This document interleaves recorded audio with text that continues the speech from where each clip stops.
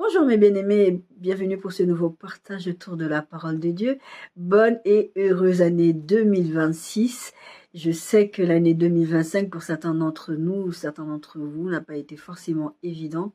Vous avez vécu des défis, vous avez vécu des difficultés et vous arrivez dans une nouvelle année avec des nouvelles résolutions. Moi, je vous propose dans le cadre de ce partage un titre qui s'appelle Nouvelles résolutions et directions à prendre pour être victorieux en 2026.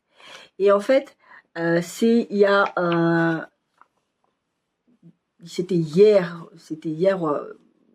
nuit, je crois, qu'on est dimanche, je tourne cette vidéo, que dans la nuit, j'étais en train d'enregistrer des prédications en audio comme je fais d'habitude.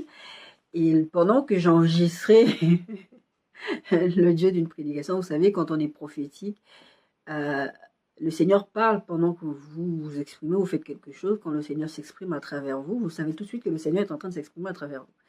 Et le Seigneur me disait pour cette année, c'est l'année de la préparation. Et toutes les choses que je vais prêcher les prochaines semaines, ce sera lié à ça. La préparation, pas pour cette année, mais pour l'année 2027. Parce que le Seigneur est en train d'anticiper la saison qui commencera l'année 2027. Parce que vous savez que dans une année, il peut y avoir plusieurs saisons, comme les saisons naturelles. Par exemple, en France, il y a l'automne, l'hiver, le printemps, l'été. Dans la vie, il peut y avoir plusieurs saisons en une année. Et là, le Seigneur est en train de parler de préparation. Donc, dans cette thématique-là, il y a des choses que vous allez voir, que je vais aborder plus en détail dans d'autres messages. Toujours est-il qu'il fallait que je fasse une condensation de ce que je vais partager tout au long de l'année 2026. En tout cas, pour la première partie de l'année, janvier, février, je ne sais pas trop comment le Seigneur va m'aider à traverser ça, parce que vous savez que quand vous ne me voyez pas à l'écran, c'est tout simplement parce que ma santé ne va pas bien. J'ai un nouveau traitement qui est assez coriace. Et le temps que le corps s'habitue à ce traitement-là, voilà, c'est pas facile, même là, pour tourner aujourd'hui. Ça a été vraiment difficile. En tout cas, c'est un combat contre moi-même, contre l'endormissement et toutes ces choses. Donc, continuez à prier pour moi, pour ceux qui prient, et soyez patients avec moi, parce que je ne suis pas... Dieu ne tourne pas, c'est pas parce que je ne veux pas. Moi, si c'était juste allumer la caméra et prêcher, je le ferai quel que soit l'état d'esprit dans lequel je suis, parce que c'est quelque chose qui me passionne, c'est mon appel. Donc prêcher, je le fais dans mon quotidien. Maintenant, allumer la caméra, il faut se préparer physiquement. Tout ça, c'est un peu long, c'est un peu difficile pour moi.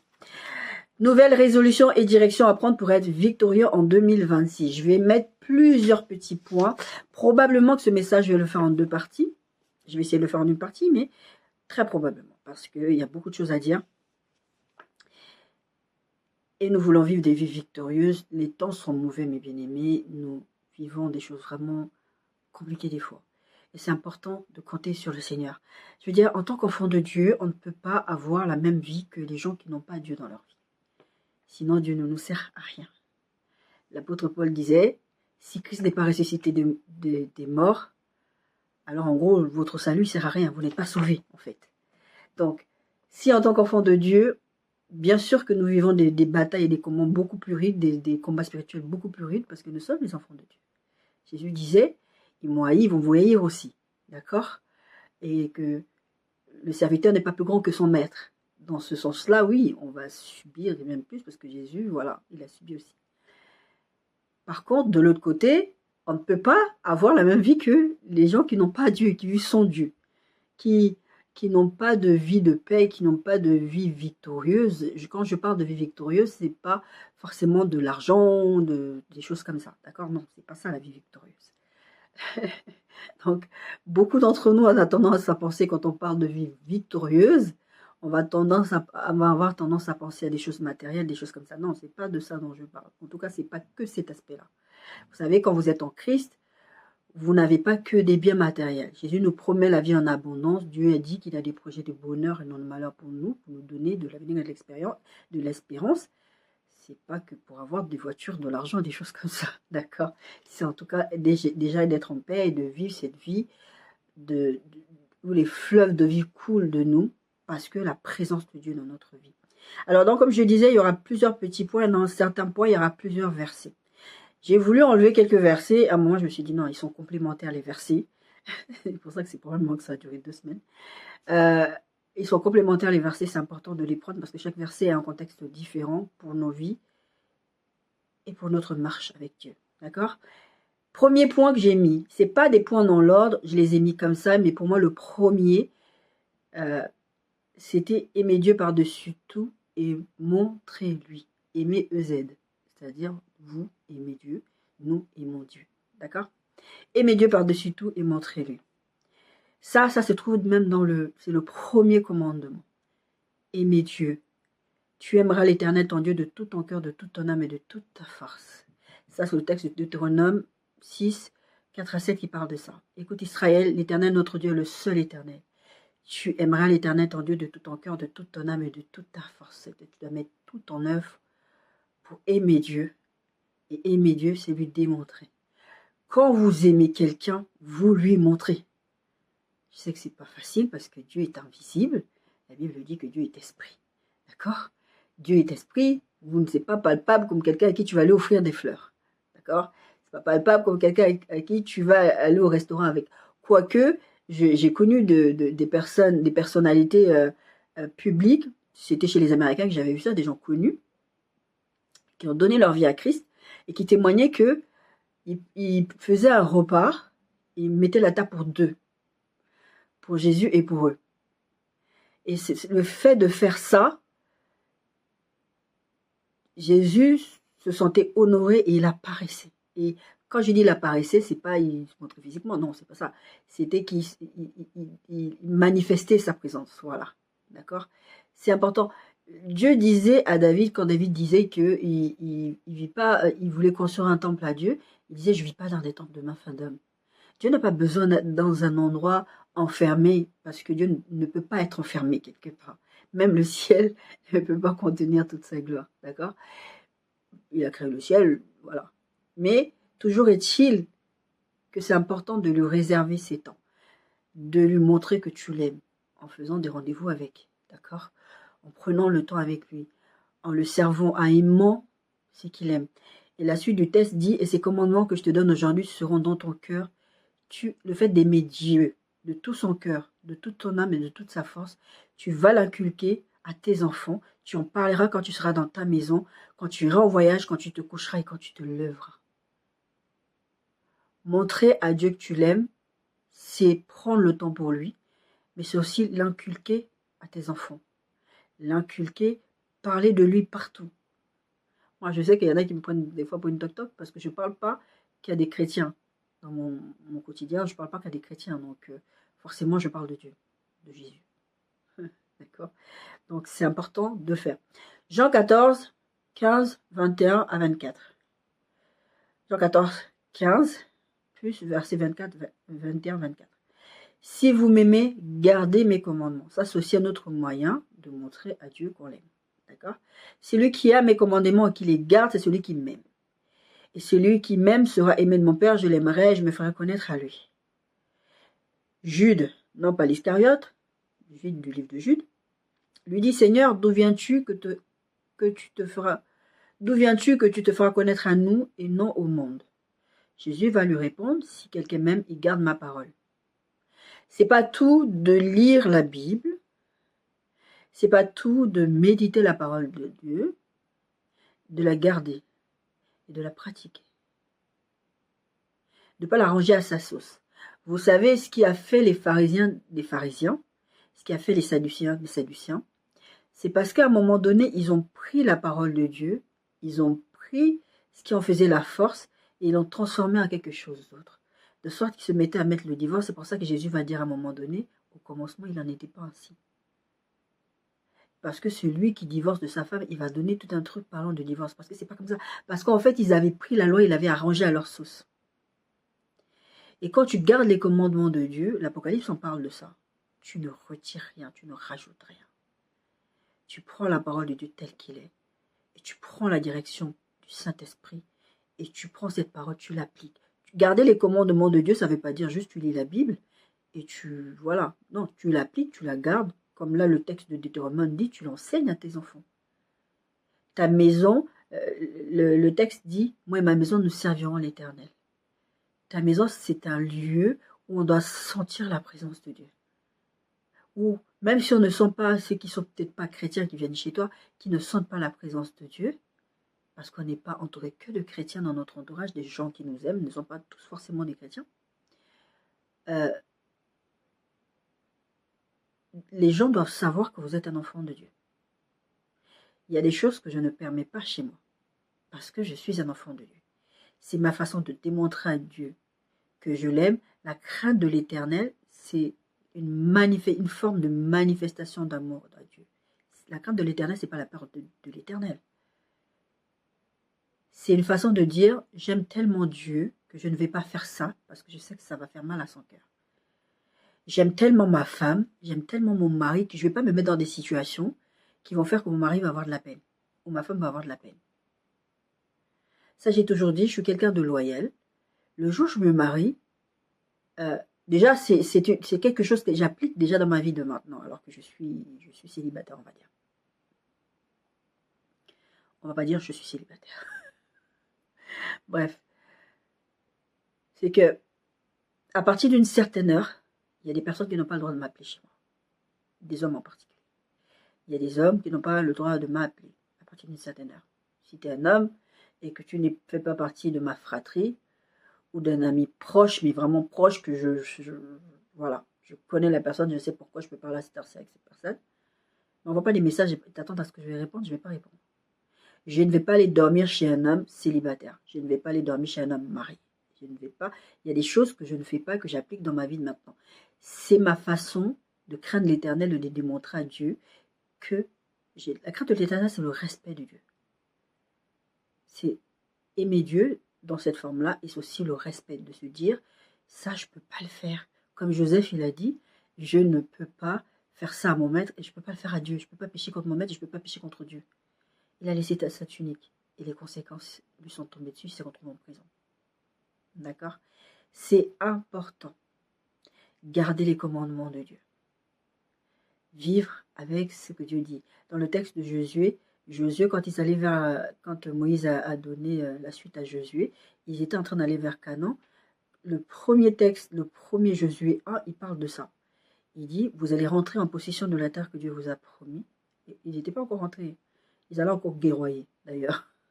Il y a un message qui va venir bientôt là-dessus. Vous garderez les commandements.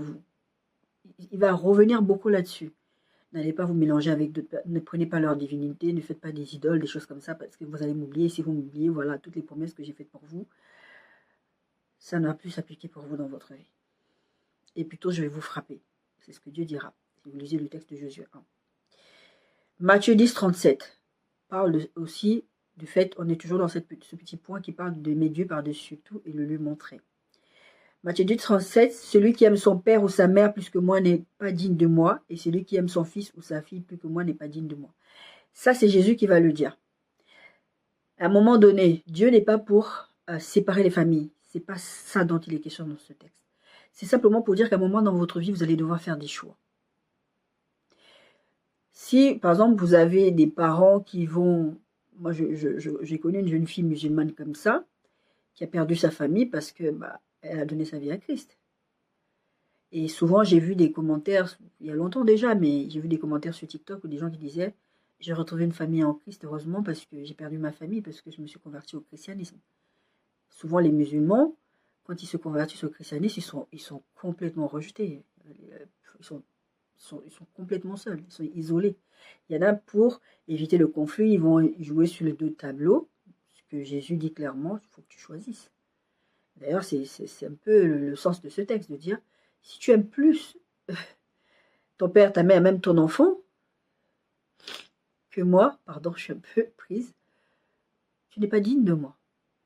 Aimer Dieu plus que tout, c'est ça. À un moment donné, tu vas arriver où tu devras faire un choix. Abraham a dû faire ce choix-là avec Isaac. Dieu lui a dit, donne-moi ton fils. Il lui faisait un test, mais Abraham ne savait pas que Dieu était en train de le tester. D'accord?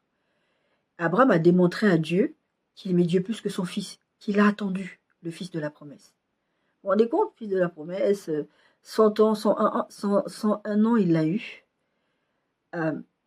Et Dieu lui dit ça, donne-le-moi en sacrifice. Est-ce que nous, on accepterait de faire ça? Dire, mais c'est quel genre de Dieu qui demande de sacrifier son fils? D'accord? Matthieu 22, 36, 40. Un autre texte qui parle d'aimer Dieu de plus. Quelqu'un va poser la question à Jésus, Maître, quel est le plus grand commandement de la loi? Il va répondre, tu aimeras le Seigneur ton Dieu de tout ton cœur, de toute ton âme et de toute ta pensée. Dans le texte de Deutéronome, il dit de toute ta force. Et là, il dit de toute ta pensée, c'est dans le même sens. C'est le premier, le plus grand de commandements. Mais ce texte de Matthieu va rajouter quelque chose d'important. Et voici le second qui lui est semblable. Tu aimeras ton prochain comme toi-même. De ces deux commandements dépend toute la loi et les prophètes. Si tu aimes déjà Dieu plus que tout, et tu aimes ton prochain comme toi-même, ton prochain, c'est pas la personne qui te fait seulement du bien. Ton prochain, Jésus, on parlera quand il parlera, donnera cette histoire, cette parabole sur le Samaritain. Pourquoi il prend l'exemple du Samaritain? Parce que le peuple juif n'aimait pas les Samaritains, il ne les considérait pas, c'était des gens, voilà. Et même la Samaritaine, quand elle va venir puiser l'eau, elle va lui dire, mais tu n'as même pas le droit de me parler. Donc, c'est le Samaritain qui va faire du bien. Il va dire, tu vois, ton prochain, c'est pas forcément celui à qui tu t'attends. C'est pas forcément les gens de ta maison. C'est vrai qu'en général, quand on prêche, mais moi j'ai déjà prêché ça en disant, ton premier prochain, c'est dans ta maison. Ce sont tes enfants, c'est ton mari, c'est ta femme. Voilà. Mais quand Dieu nous demande d'aimer notre prochain comme nous-mêmes, il ne nous demande pas que d'aimer nos proches. Il nous demande d'aimer tout le monde, toute sa création. Il y a des gens que vous ne considérez pas du tout aimables, dont Dieu vous tiendra à rigueur parce que vous ne les aimez pas. Aimer quelqu'un, il y a des situations où vous pouvez aimer quelqu'un de loin. D'accord, on ne va pas rentrer dans ces détails-là. Quand je dis aimer quelqu'un de loin, vous devez aimer les gens. C'est un commandement de Dieu. La Bible parle bien de commandement. Là, on est en train de pas dire, ouais, bon, faut pouvoir aimer les gens. Non, c'est un commandement d'aimer. Mais il y a des personnes qui sont toxiques dans votre entourage. Et la Bible dit, tant que la paix dépend de vous, faites la paix avec tous. Mais des fois, la paix ne dépend pas de vous. Donc, vous n'allez pas aller faire des choses avec des gens juste parce que il faut aimer les gens. Vous pouvez démontrer de l'amour de plein de façons. En étant poli, en restant courtois. Moi, combien de fois le Seigneur m'a repris parce que vraiment, il y a des gens qui m'énervaient tellement, j'avais envie de les insulter. Ou il y en a même, je piquais une crise comme ça parce que la personne tellement à me chercher. Et le Seigneur me reprend plus tard en me disant, est-ce que tu penses que ton comportement était normal là? La personne était en tort, hein, elle avait commencé, elle m'avait lancé sur un truc. Moi, je suis quelqu'un de calme en général, mais il ne faut pas tomber le jour où je ne suis pas. Mais même ça, il faut vraiment y aller pour réussir à m'énerver. Donc, aimer Dieu plus que tout et aimer son prochain comme soi-même. Mais c'est vrai que c'est difficile d'aimer son prochain si tu ne t'aimes pas déjà toi-même. Et je pense qu'il y a beaucoup d'entre nous, beaucoup d'entre vous, vous ne vous aimez pas parce que vous n'aimez pas les gens. Moi, j'étais comme ça avant, je disais, j'aimais pas les gens. Jusqu'à ce que le Seigneur est venu me reprendre, me faire des enseignements sur l'amour. D'accord? Il y a encore du travail, mais on est sur la bonne voie. 2026, c'est une nouvelle année, c'est l'année du changement. D'accord? Bon, j'ai dit que c'était l'année de la préparation. Je vous ferai un message, je crois, si je finis ça cette semaine. Soit la semaine prochaine, soit la semaine d'après, je vais vous parler probablement de ça. Bref. Deutéronome 10, 12, 13. Maintenant, Israël, que demande de toi l'Éternel ton Dieu, c'est que tu craignes l'Éternel ton Dieu. On a parlé de la crainte, je vous ai parlé de la crainte là à l'instant. Afin de marcher dans toutes ses voies, d'aimer et de servir l'Éternel ton Dieu de tout ton cœur, de toute ton âme. Servir l'Éternel ton Dieu de tout ton cœur, de toute ton âme. L'aimer et le servir. Le servir, ça peut prendre plein de formes. C'est pas que le servir à l'église. Moi, je me rappelle quand j'ai quitté l'église où j'avais été persécutée et tout ça. Ça me disait, oui, mais tu vois, tu es obligé de rester dans l'église parce que tu dois servir Dieu dans l'église. Je dis, mais servir Dieu, c'est pas dans l'église. Jésus disait, la moisson est grande, mais il y a peu d'ouvriers. Servir Dieu, c'est pas que dans l'église. Beaucoup d'entre vous, vous validez le service à Dieu que dans l'église. Aimer son voisin, aimer son prochain, faire du bien à son voisin. Moi, j'ai mon voisin qui n'est même pas chrétien, qui est musulman en plus, qui vient tondre ma pelouse parce qu'il sait que j'ai des soucis de santé. Bon, on s'entraide. Moi, je fais d'autres choses pour lui, lui fait d'autres choses avec sa femme et sa fille. Voilà, on s'entraide. C'est pas un chrétien. J'ai très peu vu la manifestation de l'amour chez les chrétiens depuis que je suis née de nouveau. J'ai très peu vu ça. C'est souvent des païens, des non-chrétiens, bon, pas des musulmans, là c'est la première fois vraiment qu'un musulman, voilà, ça se passe comme ça. C'est pas qu'ils sont mauvais, c'est que, par expérience, c'est pas les premières personnes avec qui j'ai eu une expérience forcément positive sur l'amour et la charité, comme dit la Bible. D'accord? Bon, voilà, c'est chaque individu qui est comme il est. Servir, c'est pas forcément qu'à l'église. Moi, par exemple, je vous en ai déjà parlé dans quelques vidéos quand j'aborde, quand ça vient. Je suis quelqu'un qui cuisine beaucoup. Je ne sais pas cuisiner pour les personnes, j'ai été éduquée comme ça. D'accord? Donc, je cuisine toujours beaucoup. Qu'est-ce que je fais? Je donne à mon voisin, à sa femme, sa fille. Je ramène à mon médecin traitant, je ramène à mon kiné, je ramène... des fois, je fais des gâteaux pour des gens dans ma pharmacie. Enfin, je fais du bien aux gens à mon niveau, avec ce que j'ai. C'est ça, servir aussi. Et ces gens-là, je les évangélise pas forcément. Dans ma façon de fonctionner, quand il y a des personnes avec qui je rentre dans des discussions plus profondes, je leur parle, par exemple, mon kiné, je lui parle de Dieu. D'accord? Il y a des personnes avec qui je ne parle pas de Dieu parce que je n'ai pas l'occasion pour leur parler de Dieu. C'est juste un comportement et je prie que l'occasion se présente pour que je leur parle de Dieu. D'accord? Donc, aimer et d'éternel ton Dieu, en fait, si ce n'est que tu craignes Dieu, la crainte de Dieu va t'amener à le servir de tout ton cœur, de toute ton âme. Et observer, le texte continue, il dit, c'est observer aussi les commandements de l'Éternel et les lois. Et ses lois. C'est important. Dernier texte qui parle encore d'amour. Vous avez vu que, c'est pour ça que je vous disais, je ne pouvais pas vraiment choisir un texte parce que c'était très complémentaire, ça abordait différents aspects du fait d'aimer Dieu, entre autres d'aimer les autres aussi. D'accord? Jean 15, versets 9 à 14 et verset 17. Comme le Père m'a aimé, je vous ai aussi aimé. Ça, c'est Jésus qui parle. Demeurez dans mon amour. Si vous gardez mes commandements, on a parlé de ça tout à l'heure, vous demeurerez dans mon amour. Si vous aimez Dieu, vous allez garder ses commandements. La façon de le montrer à Dieu aussi que vous l'aimez, c'est de garder ses commandements, de les mettre en pratique. De même que j'ai gardé les commandements de mon Père et que je demeure dans son amour. Jésus nous dit, je vous ai montré l'exemple. Faites comme j'ai fait. De la manière dont le Père m'a missionné, m'a donné de garder ses commandements, je les ai gardés, je vous les ai enseignés. Vous devez faire pareil. Demeurez dans mon amour. Je vous ai dit ces choses afin que ma joie soit en vous et que votre joie soit parfaite. La Bible dit, la joie du Seigneur est ma force. La joie du Seigneur, pour lui, c'est de demeurer dans l'amour de Dieu. Là, si on reprend ce texte. Demeurez dans l'amour de Dieu. C'est ici mon commandement, aimez-vous les uns les autres, comme je vous ai aimé. Il n'y a pas de plus grand amour que de donner sa vie pour ses amis. Vous êtes mes amis si vous faites ce que je vous commande. Vous vous souvenez, ça fait un petit moment qu'on en a parlé, être un ami de Dieu, Dieu va vouloir parler à ses amis. Dieu ne parle pas à tout le monde. Enfin, Dieu parle potentiellement à tout le monde, il parle même à tout le monde souvent. Ce sont les gens qui n'y prennent pas garde. Mais il y a des choses dans la confidentialité que Dieu va dire qu'à ses amis. Et quand tu demeures dans l'amour de Dieu, tu deviens encore plus ami avec lui.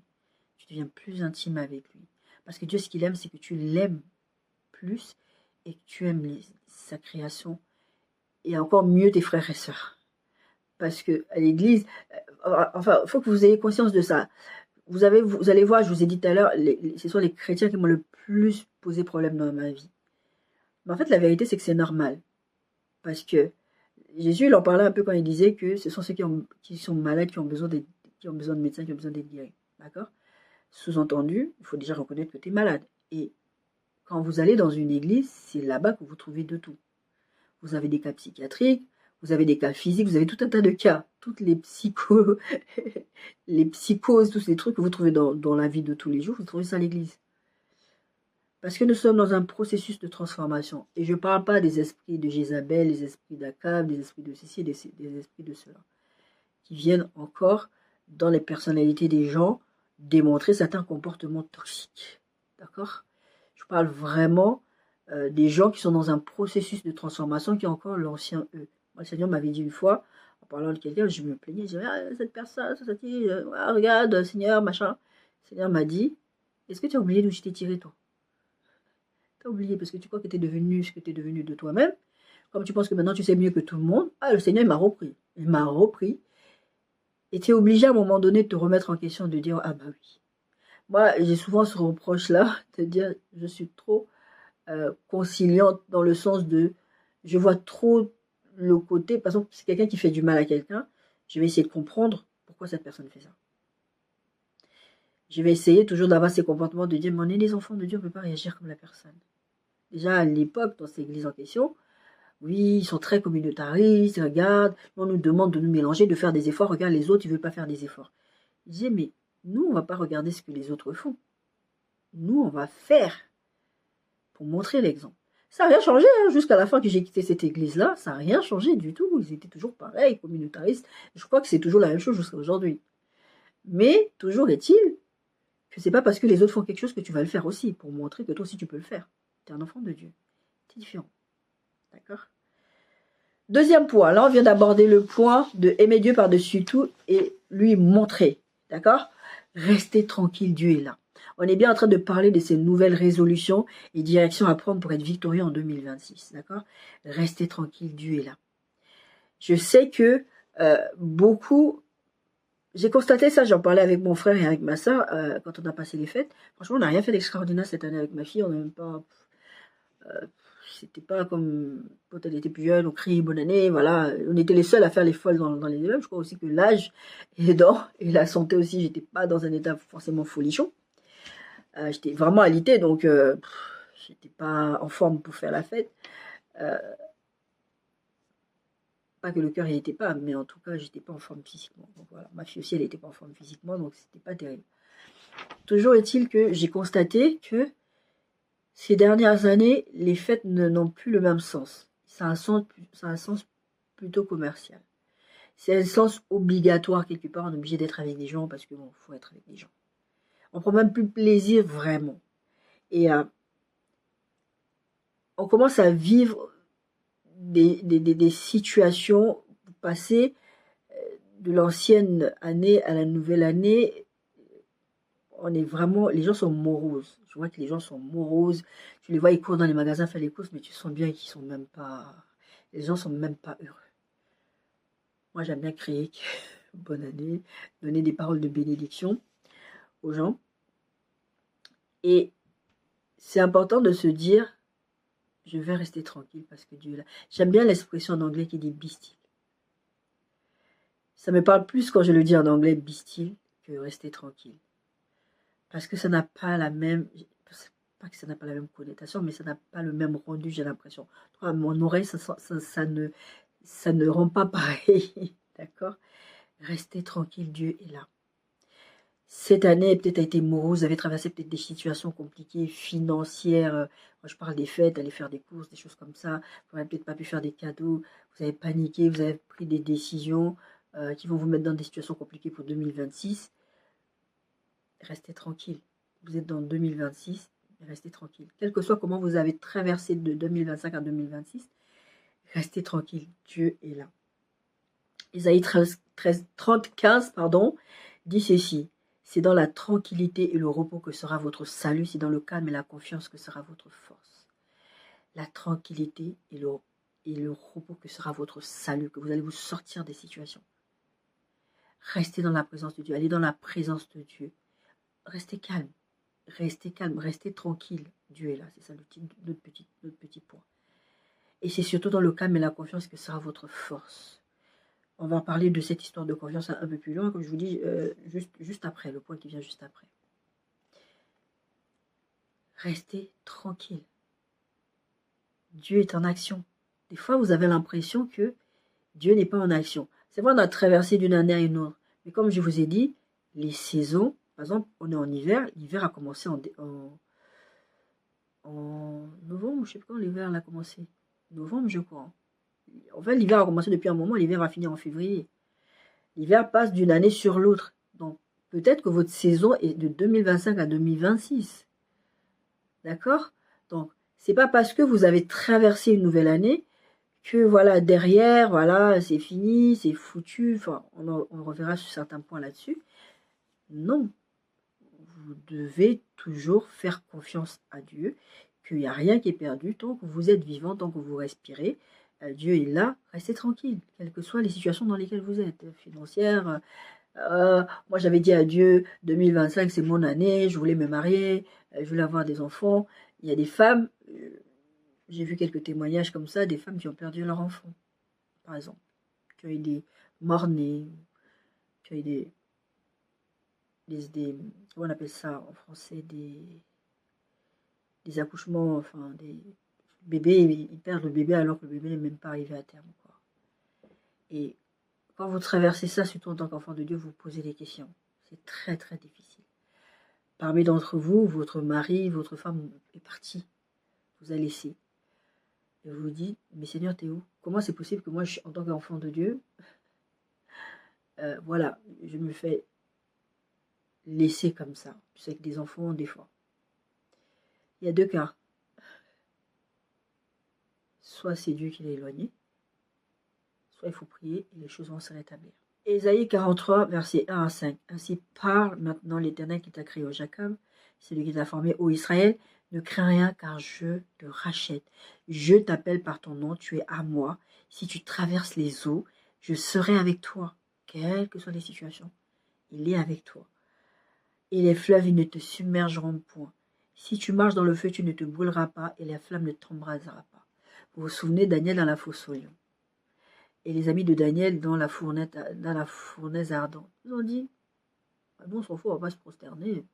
Ça va rien nous arriver, même s'il nous arrivait quelque chose, on est avec Dieu, nous. C'est pas parce que vous êtes dans la fournaise, c'est pas parce que vous êtes dans la barque avec les flots, le vent, la tempête, que vous allez mourir. Des fois, vous croyez que vous allez mourir. Des fois, vous êtes dans des situations où littéralement, vous pensez que vous allez mourir. La Bible dit qu'il sera avec vous, que les fleuves ne vous submergeront point, que si vous marchez sur le feu, vous ne vous brûlerez point, et la flamme ne vous embrasera pas. Vous devez avoir, on verra le point après, vous devez avoir confiance quand Dieu parle comme ça, qui sait ce qu'il dit. On verra aussi ce point-là plus tard. Car je suis l'Éternel, ton Dieu. Verset 4, Ésaïe 43, 4, parce que tu as du prix à mes yeux, parce que tu es honoré et que je t'aime. Dieu dit de son peuple que ce peuple est honoré. Dieu dira à Balaam, qui va aller demander à Dieu, maudis-les pour que Balak gagne la guerre. Il va dire, c'est mon peuple, tu touches pas. La Bible dit, l'enchantement ne prévaudra pas contre Jacob. La magie de ces trucs-là. C'est mon peuple, tu ne le maudis pas. Bien sûr, Balaam, il trouvera un moyen de faire en sorte que Dieu le maudisse, parce qu'il y a des choses que Dieu ne veut pas que vous fassiez. Si vous le faites, vous allez vous retrouver dans des problématiques. Mais en tout cas, tant que vous restez dans la main de Dieu, la Bible ne dit pas qu'il n'y aura pas des fleuves qui vont déborder. La Bible ne dit pas qu'il n'y aura pas la tempête, qu'il n'y aura pas le vent. Il y a, mais ils ne te submergeront pas. Tu ne te brûleras pas. Tu ne seras pas consumé. Parce que tu es honoré, parce que je t'aime, dit le Seigneur. Ne crains rien, verset 5, car je suis avec toi. Restez tranquille, Dieu est là. Psaume 50, 14, 15 dit, verset 14 dit, offre pour sacrifice à Dieu des actions de grâce. C'est important, les actions de grâce. La Bible dit de toujours rendre grâce à Dieu. C'est 1 Thessaloniciens 5 qui dit ça. Rendre à Dieu des actions de grâce et accomplir, j'aurais pu mettre ça dans les petits points, rendre grâce à Dieu. Tout au long. Parce qu'en fait, c'est facile de remercier le Seigneur quand il fait des bonnes choses pour vous, mais en fait, en tout temps, en toute saison, même quand ça ne va pas, rendez toujours grâce à Dieu. Seigneur, je ne sais pas, je ne comprends pas, moi, tout ce que je fais, c'est je te loue. Et accomplis tes vœux envers le Très-Haut.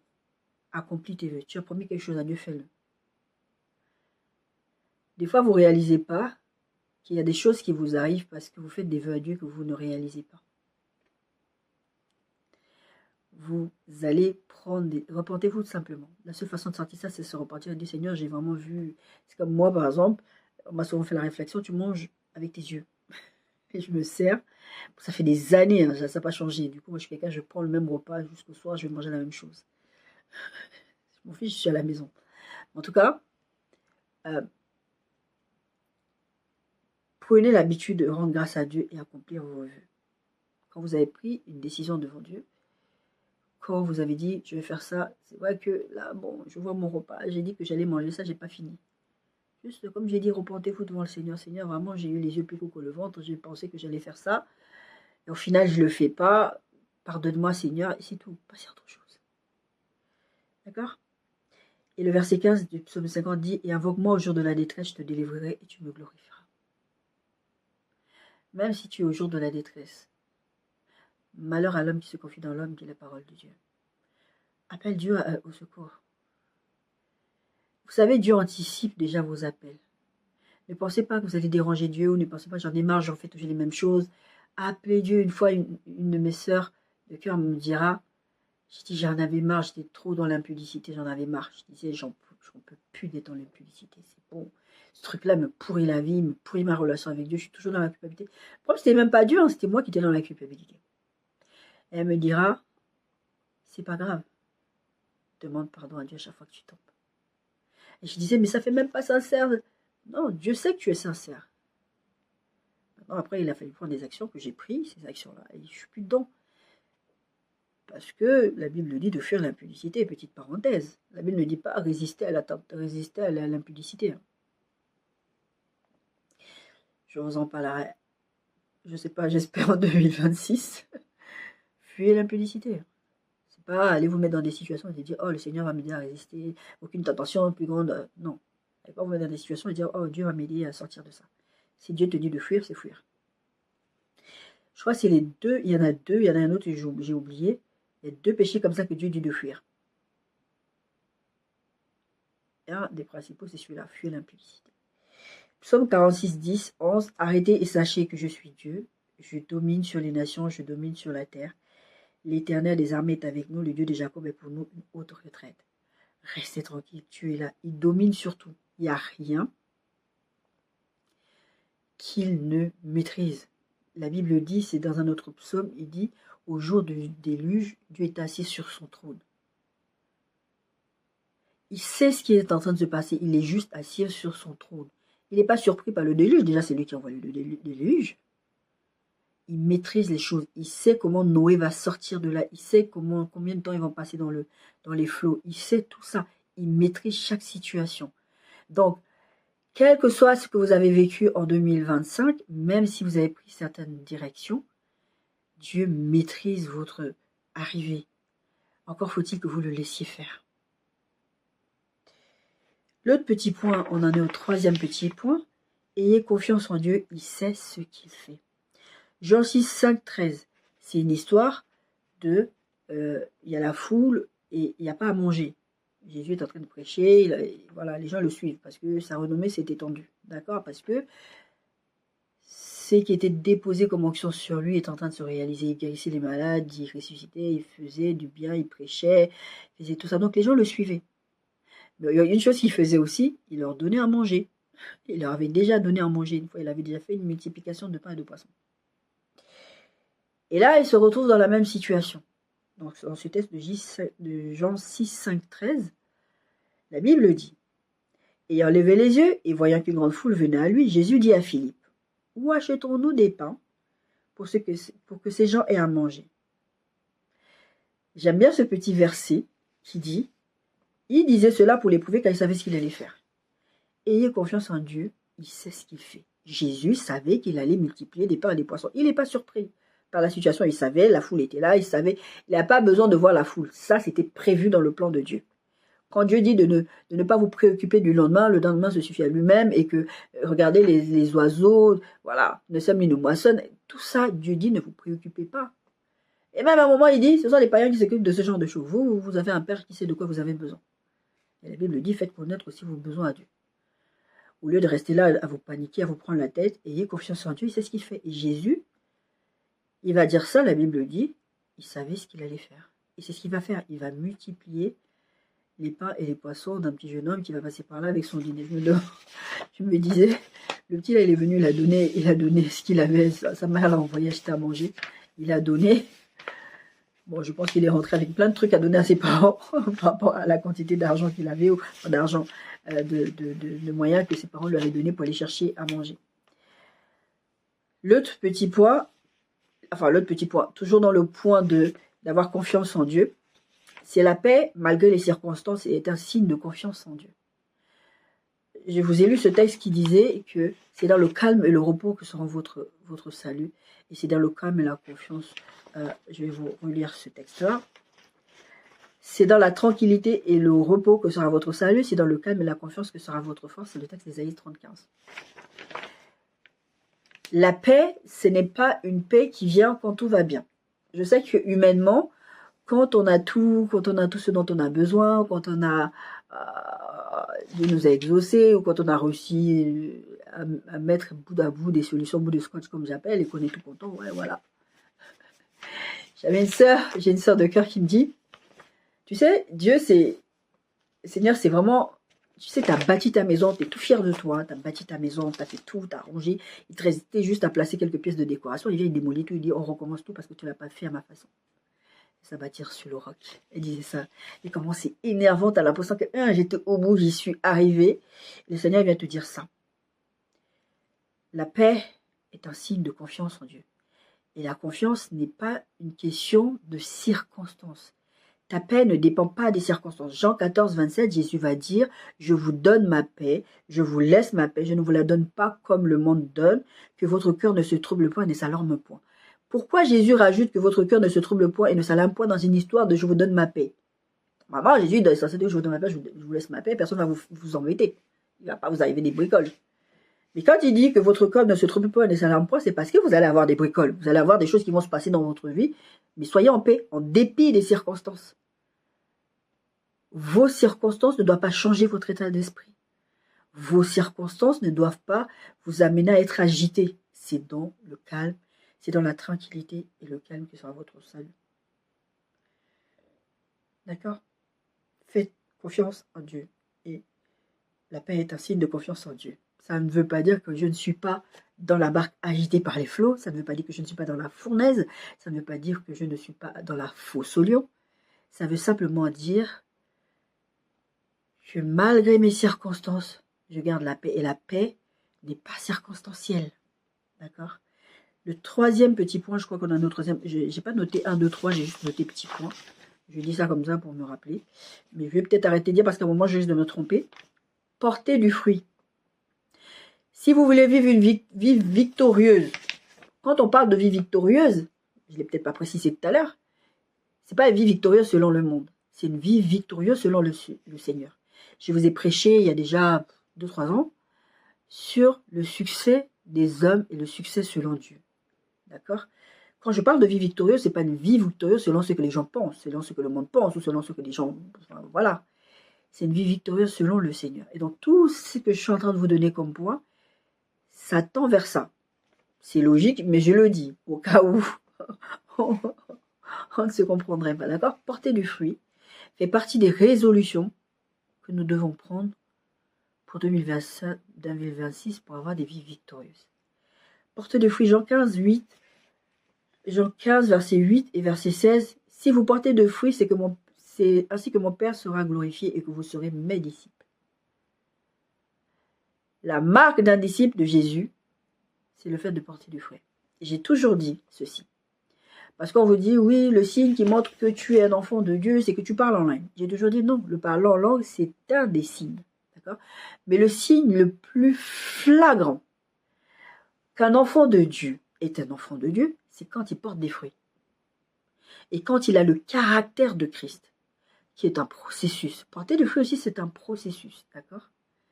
C'est comme ça que vous allez glorifier Dieu. C'est comme ça qu'on va vous reconnaître que vous êtes des enfants de Dieu, vous êtes des disciples de Christ.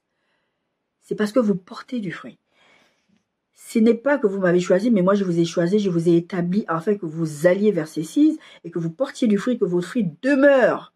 C'est pas un truc de ouais, aujourd'hui le fruit, là, un des fruits que je porte, c'est la patience. Demain, j'ai plus de patience. Comme j'ai dit, c'est un processus, certes, mais ça ne veut pas dire que ouais, c'était juste pour aujourd'hui, pour cette situation. C'est comme Quand tu apprends pour un examen, tu vas apprendre, tu vas apprendre, tu vas apprendre, tu vas te bourrer le crâne des leçons. Puis une fois que tu as fini ton partiel, ton truc, tu n'en as plus besoin. Ou quand tu passes la classe après, tu n'en as plus besoin. En général, tu n'en as plus besoin. Donc tu ne regardes plus, ton fils, tu l'as juste appris pour là. Non, tu portes du fruit, beaucoup de fruits, mais le fruit doit demeurer.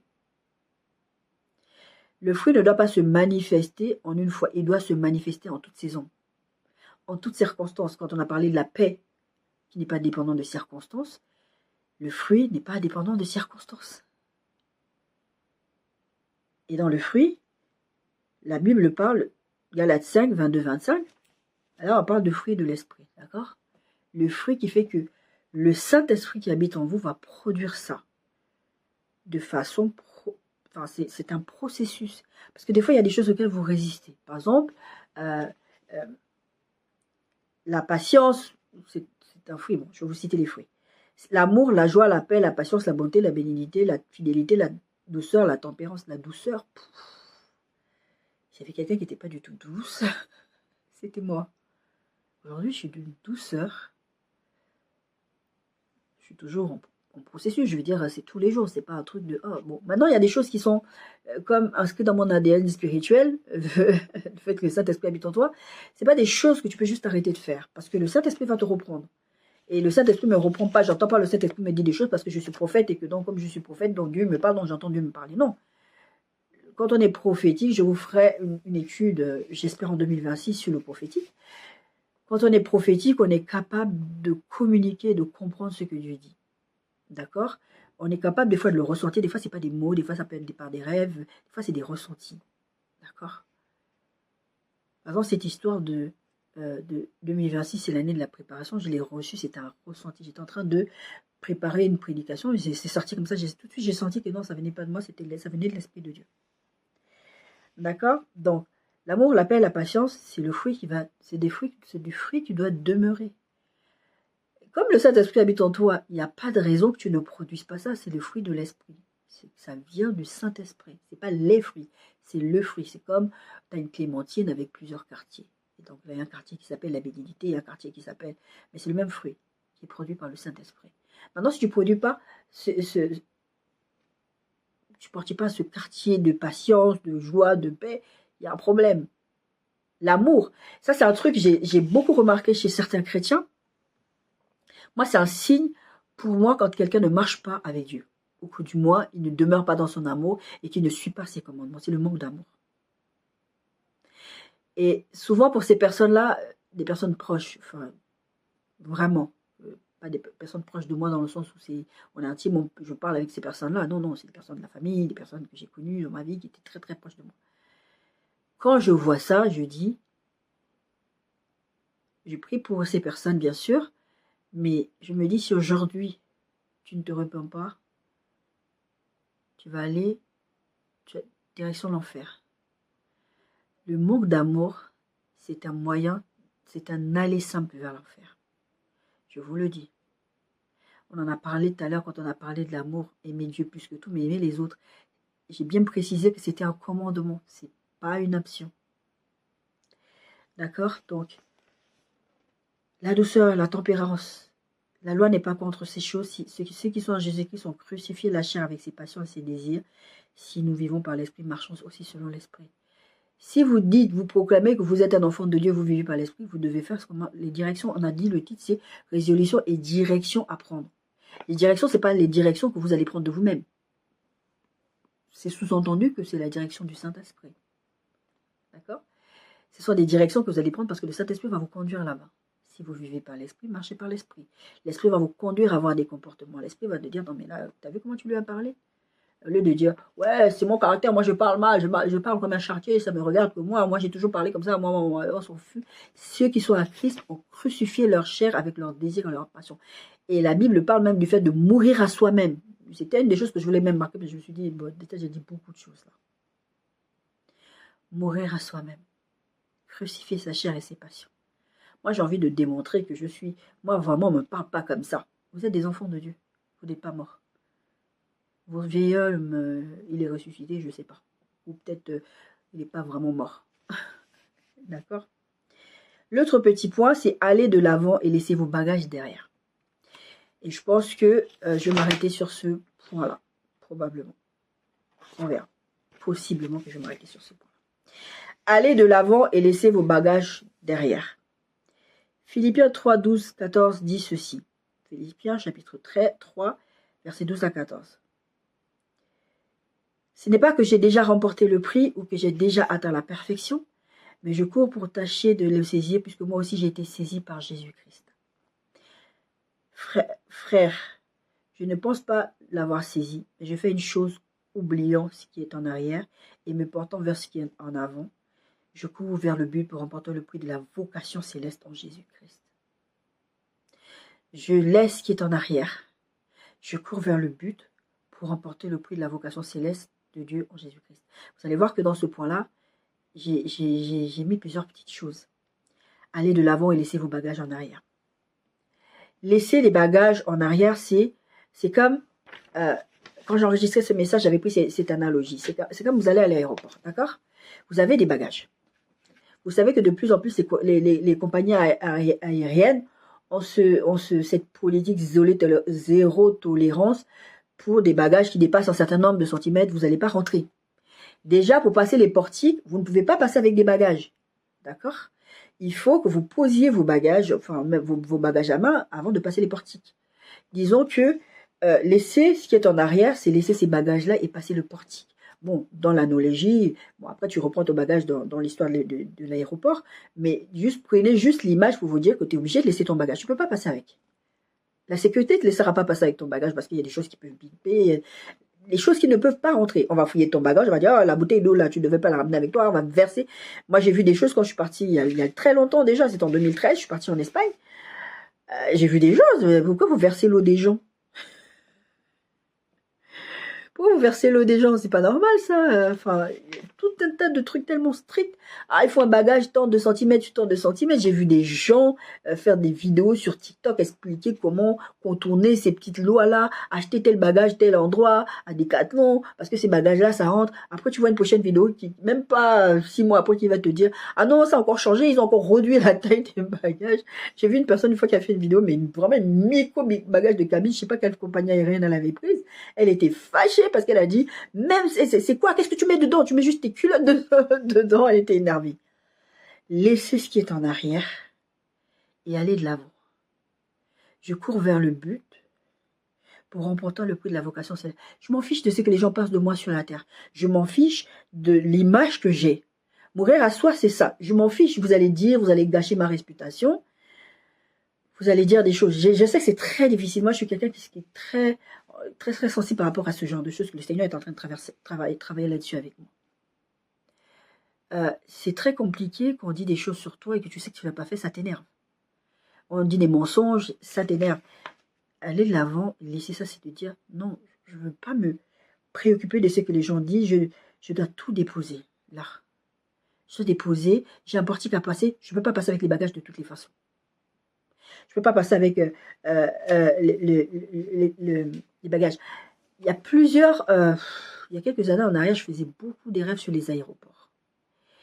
Et vous allez voir que là, quand je vais vous parler, je vais vous prendre plusieurs de ces rêves-là, qui parlent d'aéroports. Par exemple, il y avait un rêve qui était récurrent. Vous savez, comme quand Joseph, il est allé interpréter le rêve du pharaon, il a parlé de vase grasse, et là, il va dire, en fait, le pharaon va faire, je crois, deux fois le même rêve, 2 fois avec les vaches, et après, il y avait autre chose, j'ai oublié. Mais en tout cas, Joseph va lui dire, en fait, c'est le même rêve qui vient de différentes formes, parce que Dieu veut vraiment attirer ton attention là-dessus, pour te dire qu'il y a quelque chose d'important. Et je sais que ça revenait souvent dans ce sens-là, avec ces histoires de bagages, et je comprenais que le Seigneur était en train d'attirer mon attention. Et le rêve, c'était quoi? Sur ce point-là, le fait de laisser ses bagages. C'est-à-dire que moi, je partais à l'aéroport. Déjà, je suis quelqu'un naturellement, quand je pars en voyage, j'ai tendance à remplir mes bagages. On ne sait jamais. Je ne sais pas s'il y en a d'autres comme ça comme moi. J'ai tendance à remplir mes bagages. Donc, je prends tout. Après, déjà, je suis quelqu'un avec la santé que j'ai besoin de certains objets de confort, de trucs de mettre du chaud, des trucs de ceci, des trucs de cela. Donc, déjà, rien que mon matériel médical, il prend déjà pas mal d'espace. Et après, si je vais longtemps, je dois ramener mon matériel de tournage. C'est pour ça que là, récemment, je me suis acheté un nouveau matériel de tournage très compact pour pouvoir partir en vacances, quand je vais partir en vacances. Ramener aussi mon maquillage, ramener ceci, parce que bon, voilà. Mais en tout cas, je suis quelqu'un naturellement comme ça. Je prévois toujours tout. Et je ramenais souvent beaucoup de vêtements. Et tu te rends compte quand tu rentres chez toi que tu n'as même pas utilisé la moitié des vêtements avec lesquels tu es parti. Je ne parle pas du matériel médical, je ne parle pas du maquillage, je ne parle pas du matériel de tournage, je parle vraiment des vêtements. Tu te ramènes plein de trucs. Et puis, souvent, où tu vas, il y a des lave-linges, tu laves ton linge. Je sais pas, il y a un truc dans ma tête qui dit que c'est comme si j'ai lavé là, je vais rentrer chez moi. En plus, c'est vrai, j'ai vraiment un truc là, que le Seigneur m'aide, parce que tant que j'ai pas lavé dans ma machine, c'est pas propre. Je vais laver là-bas, je vais l'utiliser là-bas. Mais quand je vais rentrer, s'il y a encore des choses qui étaient propres que j'avais lavées là-bas, je vais relaver chez moi. Pareil, si je vous donne à manger, je suis quelqu'un comme ça. Je vous donne à manger et vous me ramenez mon pot propre, je vais le relaver parce que pour moi, à partir du moment où ça a été dehors, ça a traversé, je ne sais pas quelle poussière est tombée. Voilà, ça c'est encore autre chose. Moi, je trouve que c'est une question d'hygiène. D'accord? Je me ramène un plat propre, je l'amène dans un sac, quoi que ce soit, je m'en fiche, je le relave. Voilà. Programme hygiène plus dans mon lave-vaisselle, ça lave. Bref. Donc, dans mon rêve, j'étais avec des gros bagages, j'étais avec ma fille. Et à un moment donné, on est arrivé en avance. D'ailleurs, dans mes rêves, c'est souvent comme ça. J'arrive en avance pour prendre un vol qui va quelque part. À chaque fois, c'était vraiment très, très, très précis. Et donc, j'arrive là avec mes bagages et tout. Après, ma fille et moi, on commence à traîner, on tourne.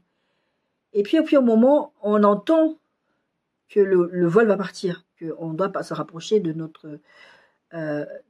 notre point de passage, là, vous savez, les portes, je sais pas quoi, enfin, bref. Et je me rends compte que mon bagage est trop gros, comme je vous ai parlé du portique.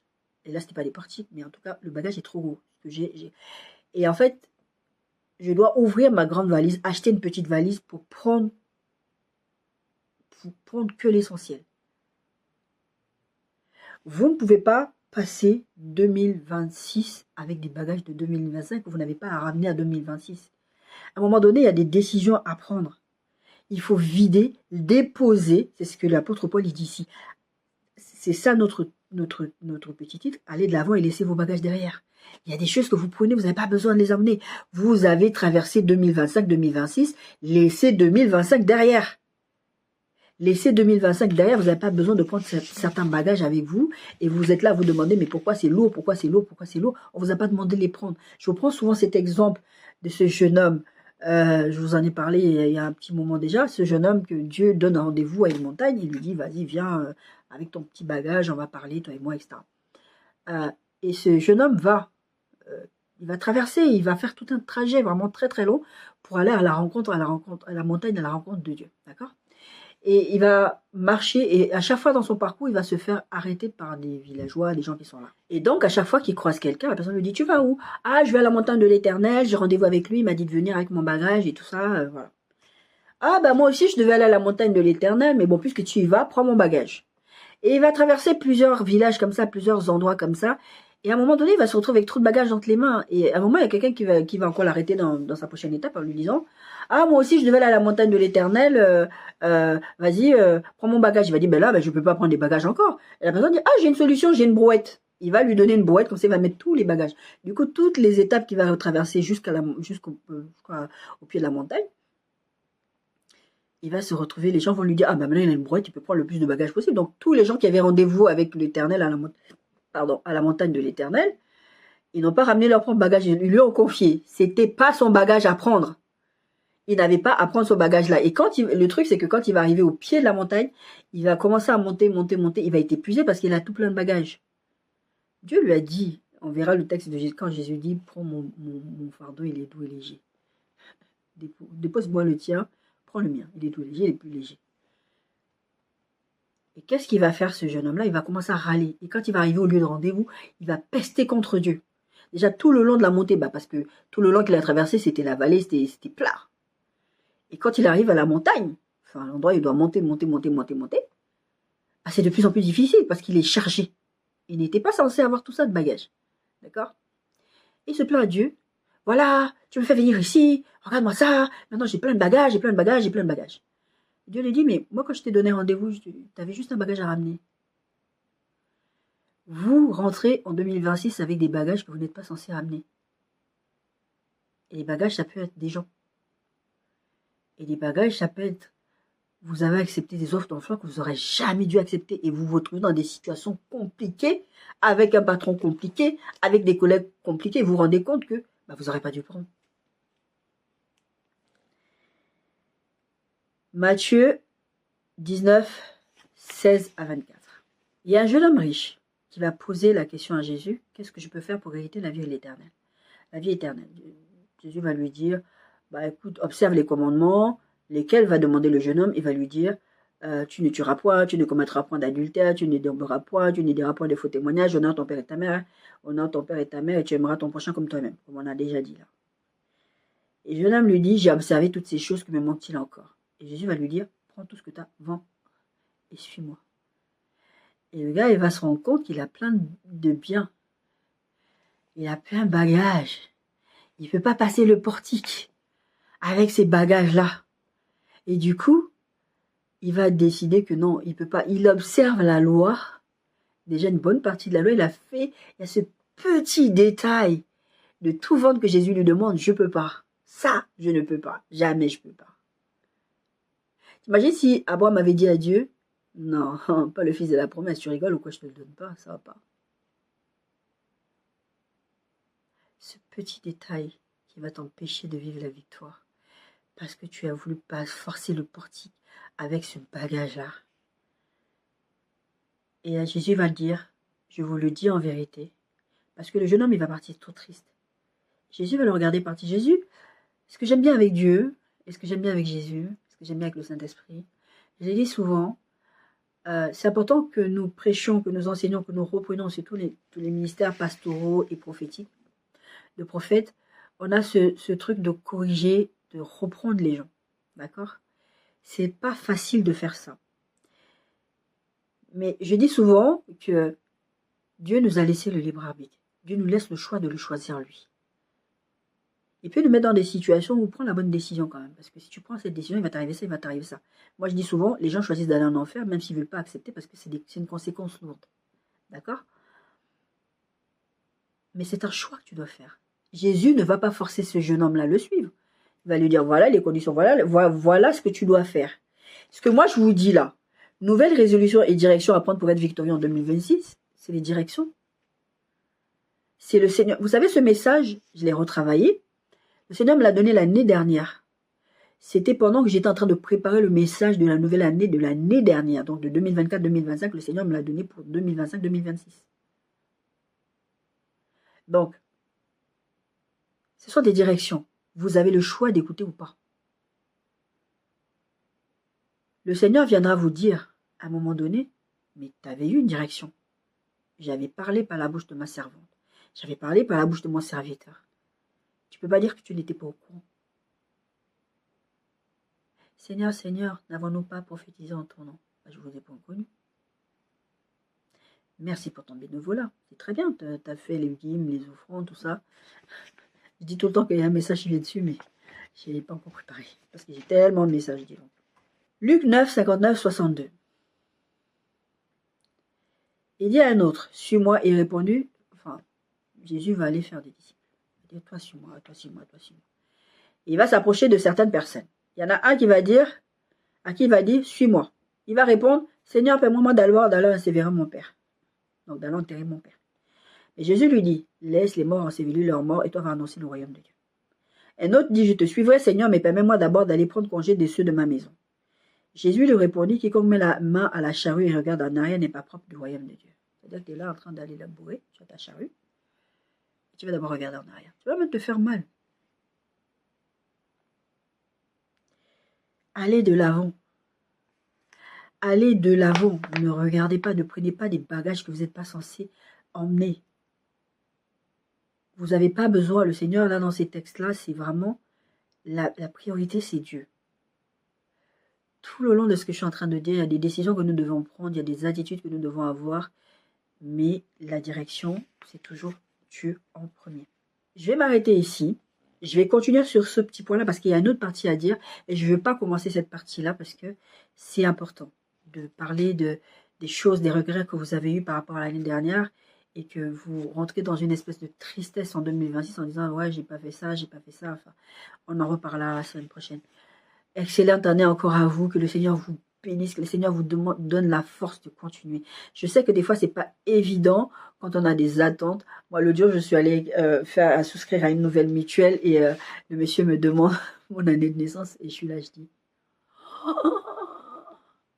l'année prochaine, j'aurai 50 ans, je vais avoir 49 ans cette année. Et là, je dis, ah, je suis pas mariée.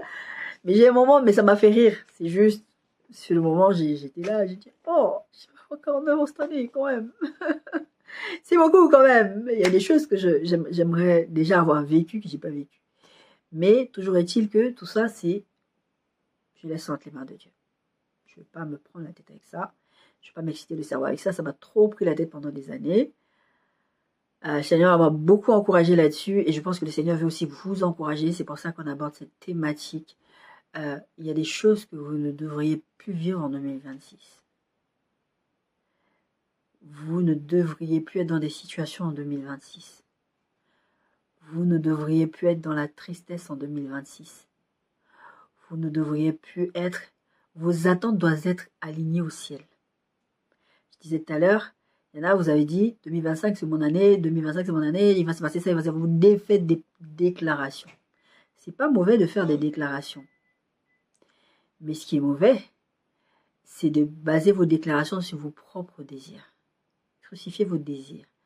C'est ce que la Bible dit un peu quand la Bible dit « Cherchez premièrement le royaume des cieux ». En général, vous allez voir quand vous êtes dans une relation d'intimité avec Dieu, vous allez aligner votre volonté à celle de Dieu très facilement au bout d'un moment parce que vous allez vous rendre compte que les intérêts de Dieu sont plus importants et le Seigneur, en fait, il sait ce qui est bon pour vous. Et il va vous donner ce qui est bon pour vous au moment qui est bon pour vous. Pas au moment où vous allez lui prendre la tête en disant « Ah, mais j'ai 49 ans, je ne suis pas mariée, j'ai ceci, j'ai cela, voilà, moi je suis comme ça, je suis plus vierge, comment, qui va encore me regarder, voilà, je suis stérile. » Des choses que des fois vous me mettez dans la tête. Mais bien aimé, le Seigneur ne marche pas comme ça. On parlera de GPS la semaine prochaine. Dieu va toujours récalculer votre trajectoire à partir de votre position, de votre dernière position. Ne pensez pas que ce que vous avez vécu, les décisions que vous avez prises, je ne vais pas spoiler ce dont on va parler la semaine prochaine, mais soyez courageux, le Seigneur est avec vous, battez-vous contre vous-même. La plupart du temps, nos problématiques, c'est contre nous-mêmes. C'est pas contre le diable, parce que le diable, bon, voilà, la Bible dit, résistez-lui, il fuira, loin de vous. La plupart du temps, c'est contre nous-mêmes, contre nos désirs, contre nos envies, contre la pression de la société dans laquelle on se met. C'est toujours nous. En fait, il faut prendre une décision à un moment donné et dire non, ça ne me plaît pas. D'accord? Soyez bénis.